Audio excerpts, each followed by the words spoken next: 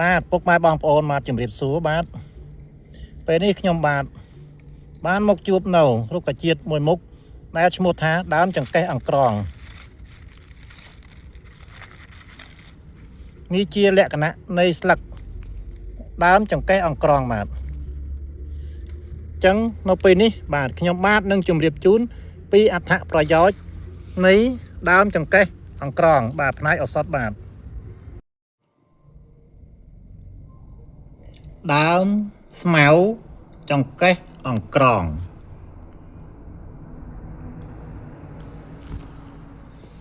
បាទអត្ថប្រយោជន៍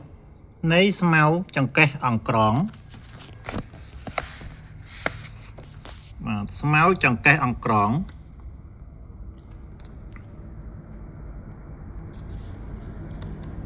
ការព្យាបាលរោគផ្ដាសាយ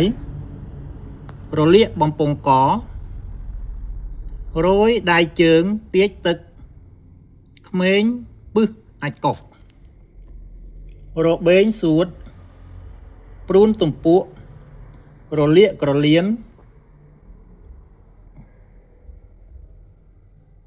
បោស្ងួតអញមិនបោស្ងួតនេះបាទបោសួតនេះបោសួតបាទ